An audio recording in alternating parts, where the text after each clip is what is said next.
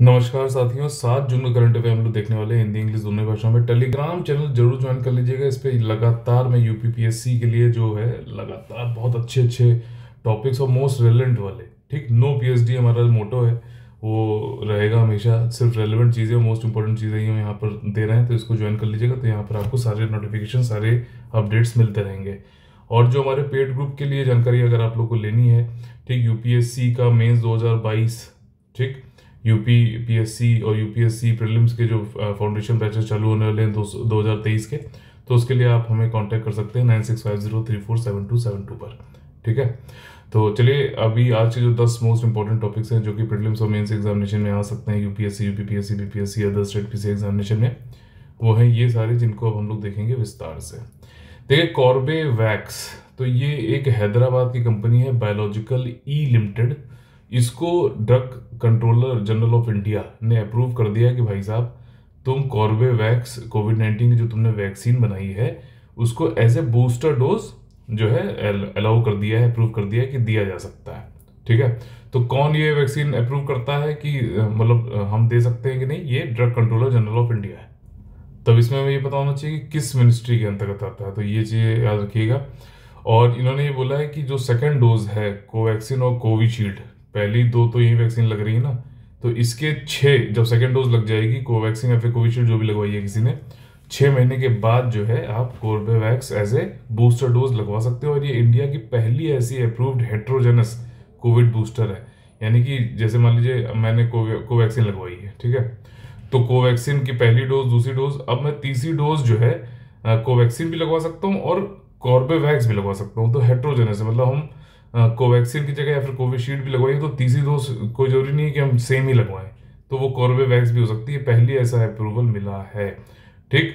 और ये immune system काफ़ी अच्छा मतलब काम इसने किया है, तो इसलिए इसको अलाउ कर दिया गया है। Corbevax as a booster dose heterogenous, India में बनी हुई है, हैदराबाद की कंपनी है। Drug general control of India जो है वो इसको अप्रूव करते हैं।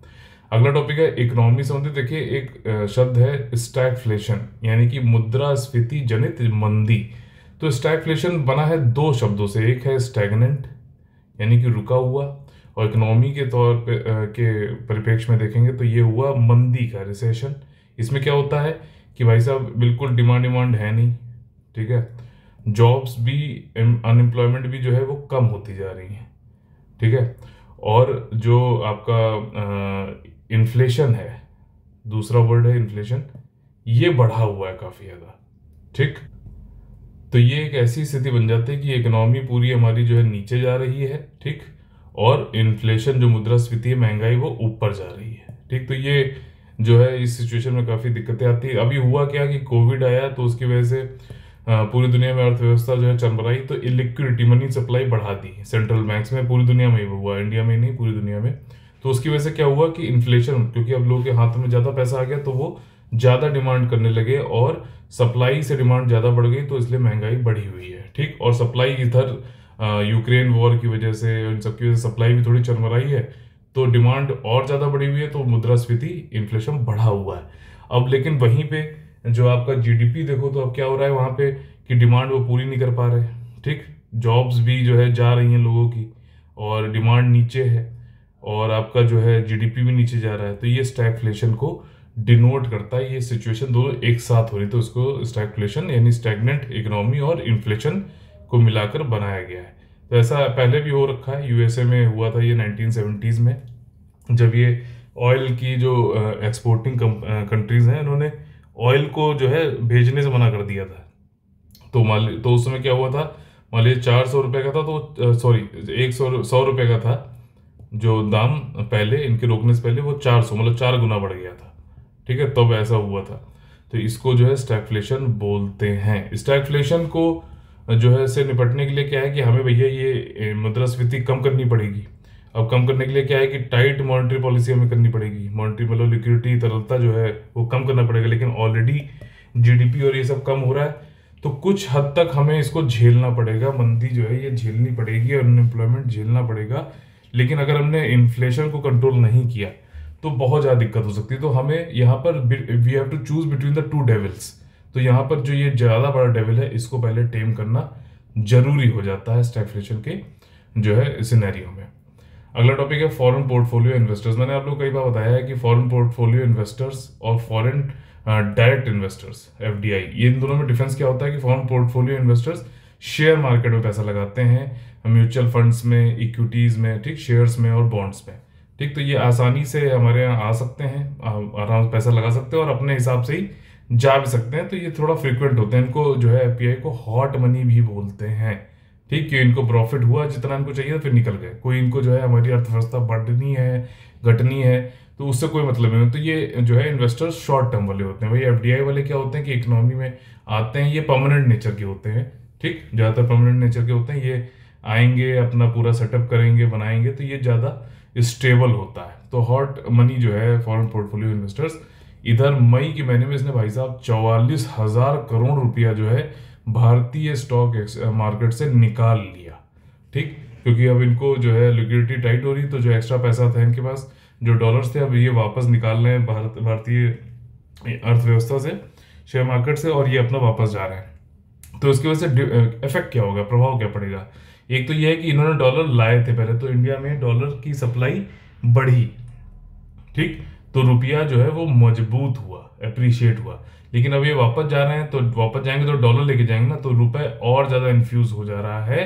तो इसीलिए आपको देखने में मिल रहा है कि रुपी जो है इस समय वो काफी डेप्रिशिएट, यानी कि मूल्यह्रास उसका हो चुका है, ठीक। तो ये चीजें जो है समझने वाली जरूरत है। इकोनॉमी में कॉन्सेप्ट पढ़ना जरूरी है, बहुत जरूरी है, ठीक, सबसे ज्यादा तो वही है। लेकिन उसका एप्लीकेशन अगर आपको नहीं आ रहा है तो एग्जाम में आप क्वेश्चन नहीं कर पाओगे, तो इसलिए अंडरस्टैंडिंग होना जरूरी है, ठीक। तो जो भी आप इकोनॉमिक कॉन्सेप्ट पढ़ो उसको अप्लाई करना बहुत जरूरी है। दूसरी चीज क्या है कि हमारा जब ये वापस निकल रहा है यहाँ से, तो जो भी कंपनियों में शेयर मार्केट में उन्होंने पैसा लगाया था, उन सारी कंपनियों से जो है उनकी मार्केट कैपिटलाइजेशन भी कम होती जा रही है।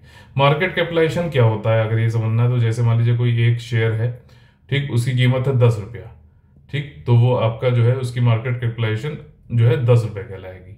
वहीं अगर मान लीजिए वही एक शेयर की कीमत जो है किसी ने कहा कि हम 15 रुपये में खरीद लेंगे, ठीक, तो 15 रुपये इसकी मार्केट कैपिटलाइजेशन होगी।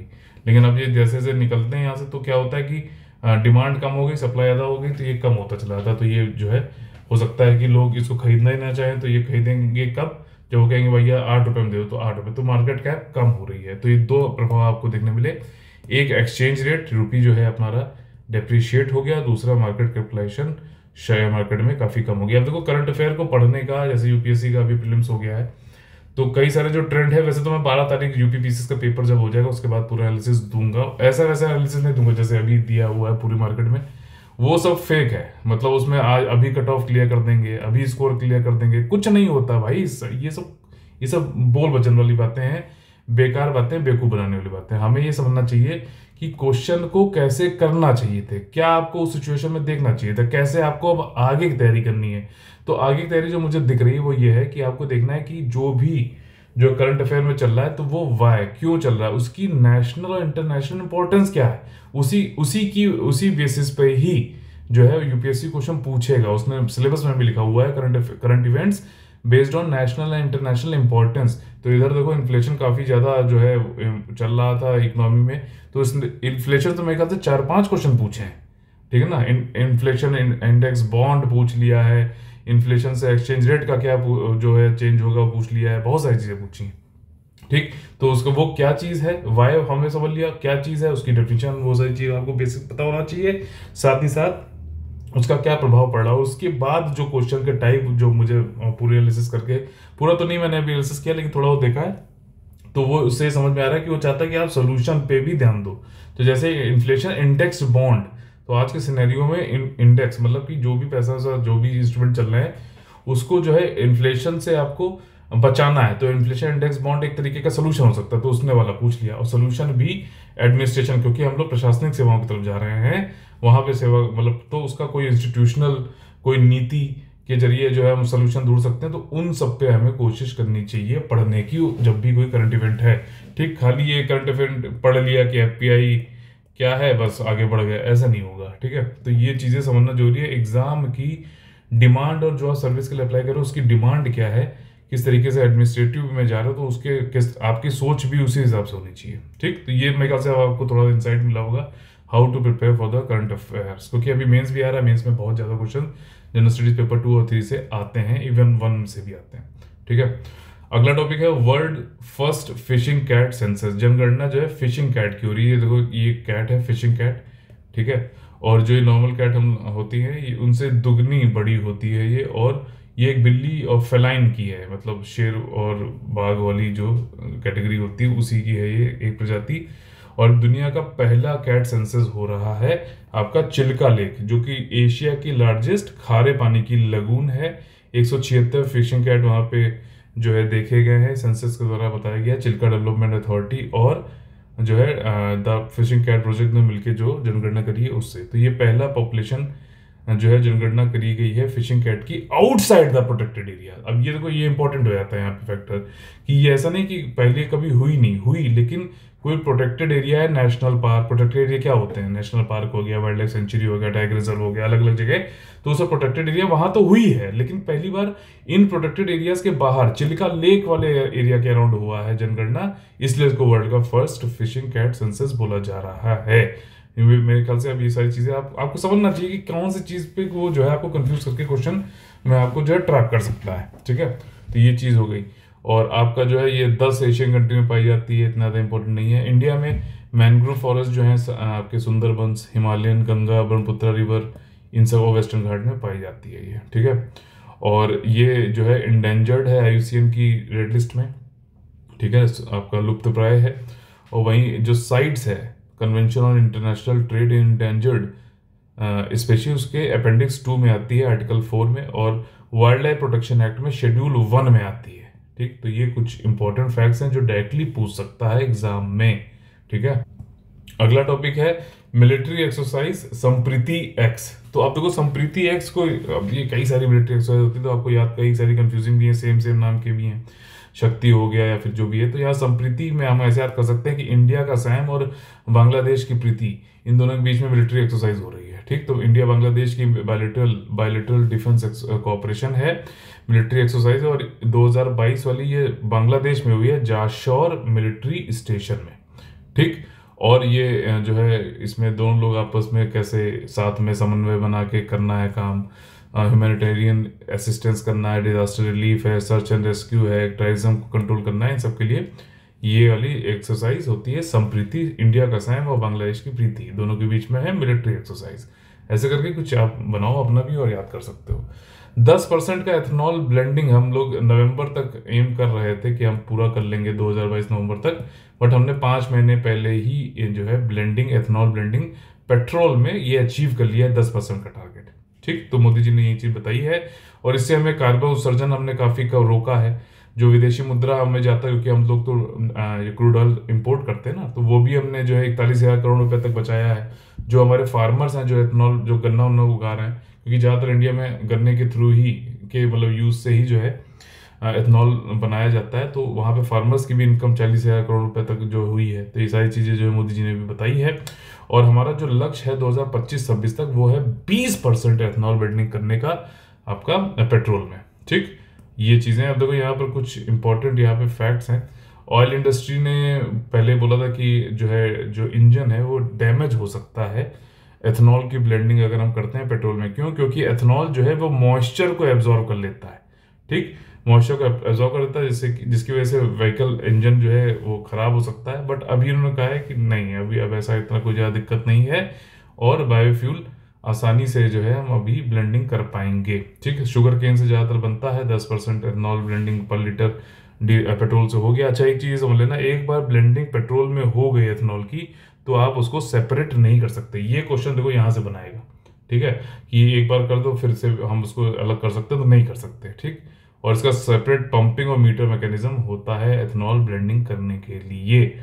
अगला टॉपिक है डार्क शिपिंग। अभी जब टोक्यो में जो है इंडिया, ऑस्ट्रेलिया, USA, जापान गए हुए थे, तो वहाँ पे क्वाड की मीटिंग हो रही थी, क्वाड के मेंबर्स हैं, तो वहाँ पर उन्होंने चालू किया था एक जो है Indo Pacific maritime domain awareness. ठीक है, इसमें यही था कि इलीगल, ठीक है, मतलब अवैध, अनरिपोर्टेड, अनरेगुलेटेड फिशिंग अगर हो रही है इंडो पैसिफिक रीजन में, तो हम जो है उसको मॉनिटर करेंगे, व्हीकल मॉनिटरिंग सिस्टम लगाएंगे, छोटी फिशिंग वेसल्स में, 20 मीटर से जो छोटी होती है उनमें, ठीक। लेकिन ये रोल आउट हो नहीं पाया, उसके कई सारे कारण हैं।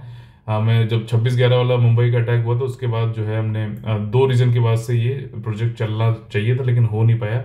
एक तो जो फिशिंग बोट्स हैं 20 मीटर के नीचे वाली, 20 मीटर के जो ऊपर हैं उनके लिए तो अनिवार्य है, वो तो मैंडेटरी हो गया, लेकिन जो छोटी फिशिंग बोट हैं उनमें नहीं हो पाया। क्यों? क्योंकि एक तो वो अपनी लीगल एक्टिविटी को जो है मॉनिटर रिकॉर्ड नहीं करना चाहते, दूसरा उनको वो ये कहते हैं कि बाकी लोग को पता चल जाएगा कि मछली ज़्यादा कहाँ पर है, ठीक, तो हम जो है फिर सारे लोग वहीं टूट पड़ेंगे। तो ये भी एक कारण है, तो जिसकी वजह से जो है उन्होंने नहीं यूज़ किया इसको। और तीसरा जो दूसरा इन्होंने कारण दिया कि भैया फिशिंग बोट पे ये लोग व्हीकल मॉनिटरिंग सिस्टम क्यों लगवा रहे हैं कि जो ये आपका फिशिंग वाला है ये शेड्यूल 7 के स्टेट सब्जेक्ट में आता है, ठीक। फिशिंग जो है स्टेट सब्जेक्ट है, मतलब इसमें स्टेट सरकारें बना सकती हैं, तो लोकल पॉलिटिक्स की वजह से भी नहीं हो पा रहा है, ठीक है। तो ये सारी चीज़ें हैं। इंडिया मैरीन फिशरीज बिल भी लाने की कोशिश थी, लेकिन जो है अपोजिशन की वजह से ये भी पास नहीं हो पाया है। और इंडिया, ऑस्ट्रेलिया, जापान, यूएसए मिलकर ये अपना Indo Pacific maritime domain awareness करना चाहते हैं डार्क शिपिंग को रोकने के लिए। डार्क शिपिंग नहीं है, इलीगल, अनरेगुलेटेड, ठीक है। तो ये सारी अगर फिशिंग विशिंग हो रही है तो इसको डार्क शिपिंग में के अंतर्गत आता है। और इंडिया देखो एक जो रेगुलेशंस हैं उनका मेंबर भी नहीं है, सिग्नेटरी भी नहीं है। कौन कौन से? एक तो आपका जो है केप टाउन एग्रीमेंट है, ठीक, जो इलीगल, अनरेगुलेटेड और जो है ये क्या था, अनरिपोर्टेड जो फिशिंग होती है उसको रोकने के लिए दो एग्रीमेंट हैं, एक केप टाउन एग्रीमेंट और दूसरा है agreement on port state measures. तो इन दोनों का ये इंडिया सिग्नेटरी भी नहीं है, तो इसलिए भी ये, और सिग्नेटरी तभी बन पाएगा जब हमारे यहाँ लॉ हम पास नहीं कर पा रहे हैं अभी, जो है इंटरनल पॉलिटिक्स की वजह से। और वहीं 20 मीटर के ऊपर वाली जो व्हीकल है उसमें तो भैया ऑटोमेटिक आइडेंटिफिकेशन सिस्टम मैंडेटरी है। 26/11 के अटैक के बाद national committee on strengthening maritime and coastal security ने ये मैंडेटरी कर दिया था, ठीक। तो डार्क शिपिंग पे भी एक अलग से क्वेश्चन पूछ सकता है कि भैया बताओ इन चार में से कौन सा सबसे अप्रोप्रिएट डेफिनेशन है डार्क शिपिंग की, ठीक है। अगला टॉपिक है स्टेट ऑफ एनवायरनमेंट रिपोर्ट 2022, ठीक। तो ये एनवायरनमेंट रिपोर्ट पे जो है ये कौन निकालता है? एक एनजीओ है, गैर सरकारी संगठन है, centre for science and environment. इसने बताया कि भारत में 4 में से 3 जो नदियां हैं उनमें हैवी टॉक्सिक मेटल्स हैं, वो भी बहुत ज्यादा मात्रा में।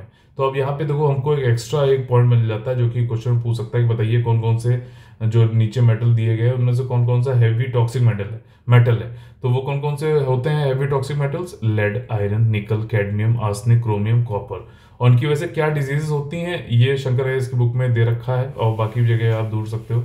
तो उससे हो सकता है कि ये पूछ ले कि कौन से टॉक्सिक हैवी मेटल्स हैं, या फिर इनसे पूछ ले कि भाई साहब कैडमियम की वजह से बताओ क्या डिजीज हो जाती है, ठीक। तो ये क्वेश्चन कुछ बन सकते हैं, पढ़ते समय आपको सोचना है, समझना है कि कैसे क्वेश्चन बन सकते हैं, तो आपको जो है ज्यादा आसानी होगी तैयारी करने में, ठीक। ये नहीं कि सीधे बस पढ़ते चले जा रहे हैं, मैं आपको बताता आ रहा हूँ, आपने कुछ किया ही नहीं, तो वो फिर नहीं होगा, ठीक। आपको तैयार करना है मुझे, ना कि मैं अपना तैयार होता रहूँ। तो ये चीज़ें मेरी एक आपको बताने की ज़रूरत है, आपको समझने की भी ज़रूरत है, ठीक है। तो ये है। बाकी इन्होंने बताया है कि कई ये जो टॉक्सिक हैवी मेटल आ रहे हैं वो इसलिए आ रहे हैं क्योंकि ज़्यादातर जो वेस्ट वाटर है उसका ट्रीटमेंट हो ही नहीं रहा है इंडस्ट्री के द्वारा। एग्रीकल्चर और डोमेस्टिक हाउस होल्ड जो पानी जो गंदा करते हैं उसको ट्रीट करके रिवर में नहीं डालना, इसलिए टॉक्सिक हैवी मेटल्स पाए जा रहे हैं, ठीक। तो ये चीज़ें हैं। बायोलॉजिकल ऑक्सीजन डिमांड भी बहुत ज़्यादा है, और जो टोटल कॉलीफॉर्म, ई कॉलीफॉर्म करके जो है बैक्टीरिया होता है वो भी बहुत ज़्यादा है, ठीक। इंडिया ये बोल रहा है कि रिपोर्ट की 72% जो सीवेज है वो ट्रीटमेंट के बिना ही जो है पानी, नदियों के पानी में डाल देता है। और 10 स्टेट तो ऐसे हैं, सेंट्रल पोल्यूशन कंट्रोल बोर्ड ये बताता है, जो ट्रीटमेंट करता ही नहीं है सीवेज का किसी भी प्रकार से, ठीक। जो भारत की पूरी कोस्ट लाइन है, ठीक, उसका 1/3 7,000 किलोमीटर के आसपास जो है इन्होंने यहाँ पर कहा है, और 1990 और 2018 के बीच में कि वहां पे शोर लाइन का क्षरण हो रहा है, यानी कि इरोजन हो रहा है।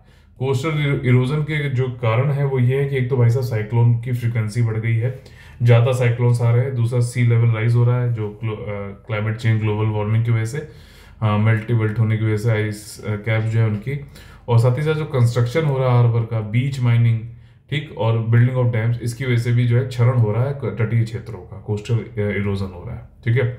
एक ओशियन हेल्थ इंडेक्स है, उसमें ग्लोबली तो एवरेज अच्छा हुआ है बाकी कंट्रीज का, लेकिन इंडिया का 2012 से 21 के बीच में जो है स्कोर घटा है। तो ओवरऑल हमारा जो है बहुत अच्छा यहाँ पर रिपोर्ट में नहीं दिखाया गया कि हम कर रहे हैं। ठीक, अगला टॉपिक है Tiangong. Tiangong space station. Tiangong का मतलब होता है आपका ये क्या कहते हैं, स्वर्गीय महल। ये एक तरीके का स्पेस स्टेशन जो चाइना का है।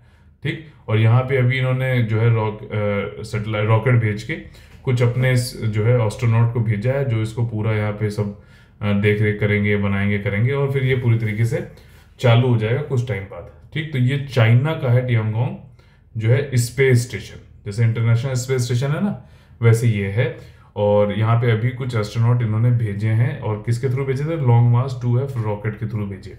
और कहाँ से उड़ा था? चाइना का जो गोबी डेजर्ट है, गोबी डेजर्ट कोल्ड डेजर्ट है ये, तो उस वहां से इन्होंने भेजा था इसको, इस रॉकेट को। और ये स्पेस स्टेशन पे अब पहुंच गए हैं, और ये दिखलाता है कि चाइना एक मेजर सुपर पावर बनता जा रहा है। ठीक, और कई सारे काम यहाँ पे लोग करेंगे, साइंटिफिक एक्सपेरिमेंट करेंगे, ऑर्बिट असेंबली कंस्ट्रक्शन करेंगे ऑफ स्पेस स्टेशन का। ठीक, सोवियत मीर एक स्टेशन था, वैसा ही सेम है ये, जिसको जो है चाइना ने बनाया है। ठीक, और चाइना देखो स्पेस पावर काफी बनता गया है। अभी देखो तो मार्स में, जैसे हम लोग ने तो मार्स के ऑर्बिट में भेजा था, घूम रहा था पहले ही अटेम्प्ट में, बहुत अच्छी बात है वो भी। लेकिन यहाँ पे रोवर भी इन्होंने जो है वहां पे लैंड करा दिया मार्स पे, साथ ही साथ मून पे ये प्रोब भेज रहे हैं। ठीक, वहां पे भी लैंड कर रहे हैं, तो काफी ठीक चल रहा है इनका काम। अगला टॉपिक है फ्रेंच ओपन, टेनिस से संबंधित। तो देखिए यहाँ पर क्या है, मैंने यहाँ पे देखिए नोट्स बनाए हैं। टेनिस का ये फ्रेंच ओपन होता है, 4 ग्रैंड स्लैम में से एक ग्रैंड स्लैम है। 4 कौन कौन से हैं? ऑस्ट्रेलियन, यूएसए, विंबलडन और फ्रेंच ओपन। ये 4 ग्रैंड स्लैम होते हैं टेनिस के। और ये टेनिस का जो फ्रेंच ओपन होता है ये क्ले कोर्ट पे चलता है, लाल लाल दिख रहा है ना आपको। ठीक, अब इसमें मैन सिंगल्स में देखे तो नादाल ने जीता है, स्पेन से हैं, और जो है रूड करके एक हैं, इनको हराया है, नॉर्वे के हैं ये। नदाल के अब 22 ग्रैंड स्लैम हो गए हैं। वहीं आपका फेडरर और जोकोविच, इन दोनों के 20-20 हैं, तो इन दोनों से ज्यादा हो गए हैं। और सबसे ज्यादा उम्र में फ्रेंच ओपन जीतने वाले नदाल अब बन गए, 36 उम्र है इनकी, सबसे ज्यादा मतलब एज अभी तक जितनों ने भी जीता है फ्रेंच ओपन को, उसमें सबसे ज्यादा उम्र इनकी। और ये 22 में से 14 तो फ्रेंच ओपन ही जीते हैं इन्होंने, तो क्ले कोर्ट के राजा माने जाते हैं ये। और विमेन सिंगल्स में अगर देखें तो ईगा स्वेतेक, ये जो है पोलैंड की हैं, वर्ल्ड नंबर 1 है इस समय। इन्होंने अपना दूसरा ग्रैंड स्लैम जीता है, फ्रेंच ओपन वाला जीता है। इन्होंने हराया कोको गॉफ को, जो कि यूएसए से है। ठीक, तो कैसा लगा आज का आप लोगों को सेशन? अगर अच्छा लगता है तो जरूर लाइक का बटन दबाइए, शेयर करिए, सब्सक्राइब करिए। ये आपका अपना चैनल है कलेक्टिव स्टडी फॉर सक्सेस, और आप सब मेरे लिए CSFS टीम के मेंबर्स हो। ठीक, बिल्कुल जागरूक मेंबर्स हो, एक्टिव मेंबर्स हो। और टेलीग्राम चैनल जरूर ज्वाइन कर लीजिएगा। 12 जून का जो पेपर है यूपीपीसीएस का, उसके लिए लगातार हम लोग आप लोग को कई सारे मटेरियल देते जा रहे हैं टेलीग्राम चैनल पे, तो आप लोग ज्वाइन करेंगे तो आपको सारे वहां पे मिलते जाएंगे, जो सिर्फ मोस्ट रेलेवेंट है। नो पीएचडी हमारा मोटो है, हम पीएचडी नहीं कराते हैं, हम सिर्फ वही चीजें पे ध्यान देते हैं जिनके एग्जाम में आने के चांसेस बहुत ज्यादा है। ठीक, तो ये चीज है। और जो पेड ग्रुप से संबंधित अगर आप लोग को कोई जानकारी लेनी है 2023 या फिर मेंस यूपीएससी की तैयारी के लिए, तो आप हमें कांटेक्ट कर सकते हो 9650347272 पर। तो चलिए कल फिर से मुलाकात होगी सुबह 6 बजे, तब तक ले आप लोग से लेते हैं अलविदा। जय जय Bharat, all the very best है। वंदे वंदे मातरम।